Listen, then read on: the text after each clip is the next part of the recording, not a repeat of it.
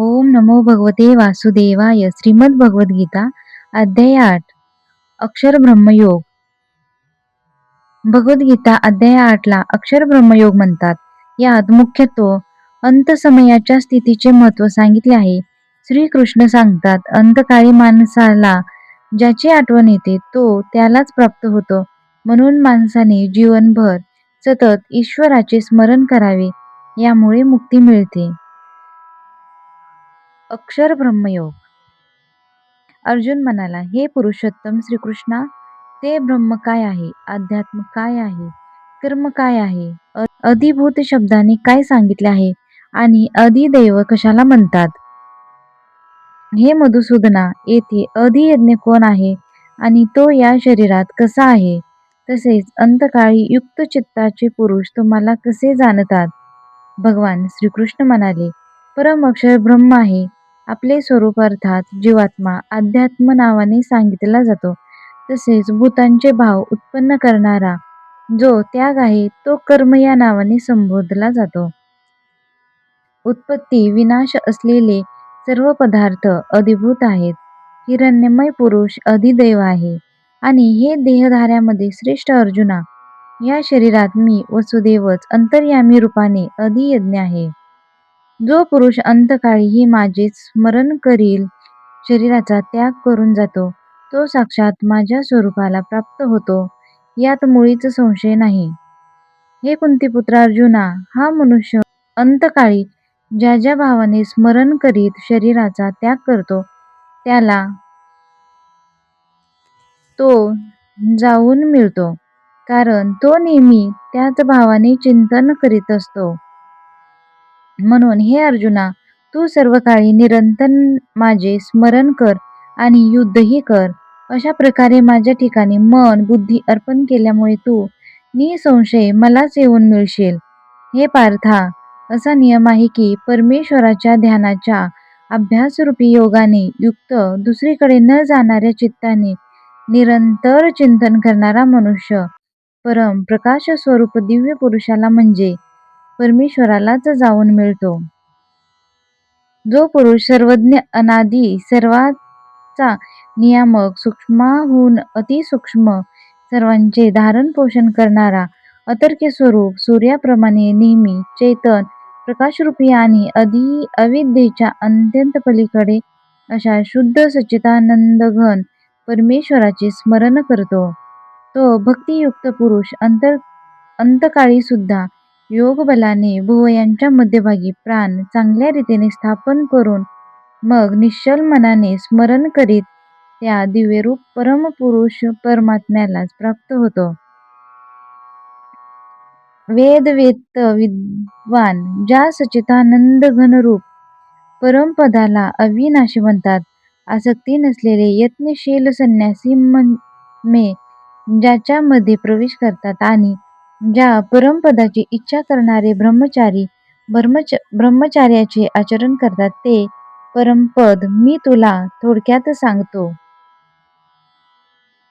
सर्व इंद्रियांची द्वारे अडवून मनाला हृदयाच्या ठिकाणी स्थिर करून नंतर जिंकलेल्या मनाने प्राण मस्तकात स्थापन करून परमात्मा संबंधी योगधारणेत स्थिर होऊन जो पुरुष ओम या एक अक्षर रूप ब्रह्माचा उच्चार करीत आहे, त्याचे अर्थस्वरूप निर्गुण ब्रह्म जो मी आहे त्याचे चिंतन करीत देह टाकून जातो, तो परम गीताला प्राप्त होतो, तो परम गतीला प्राप्त होतो.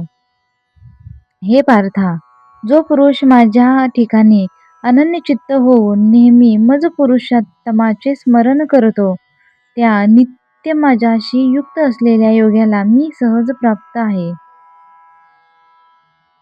परमसिद्धी मिळवलेले महात्मे एकदा मला प्राप्त झाल्यावर दुःखांचे आगार असलेल्या क्षणभंगूर पुनर्जन्मात जात नाहीत. हे अर्जुना, ब्रह्मलोकापर्यंतचे सर्व लोक पुनरावृत्ती आहेत, परंतु हे कुंतीपुत्र अर्जुना, मला प्राप्त झाल्यावर पुनर्जन्म होत नाही, कारण मी कालातील आहे आणि हे सर्व ब्रह्मादिकांचे लोक कालाने मर्यादित असल्याने अनित्य आहेत. ब्रह्मदेवाचा एक दिवस 1000 चतुर्युगाचा असून रात्र ही 1000 चतुर्युगाची असते. जे योगी हे तत्वज्ञ जाणतात ते काळाचे स्वरूप जाणणारे होत. सर्व चराचर भूतसमुदाय ब्रह्मदेवाच्या दिवसाच्या आरंभी अव्यक्तापासून म्हणजे ब्रह्मदेवाच्या सूक्ष्म शरीरापासून उत्पन्न होतात आणि ब्रह्मदेवाच्या रात्रीच्या आरंभी त्या अव्यक्त नावाच्या ब्रह्मदेवाच्या सूक्ष्म शरीरात विलीन होतात. हे पार्था, तोच हा भूतसमुदाय पुन्हा पुन्हा उत्पन्न होऊन प्रकृतीच्या अधीन असल्यामुळे रात्रीच्या आरंभी विलीन होतो व दिवसाच्या आरंभी पुन्हा उत्पन्न होतो.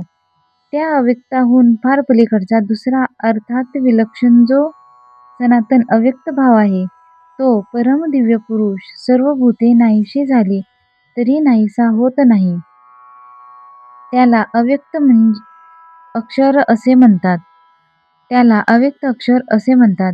त्यालाच श्रेष्ठ गती म्हणतात.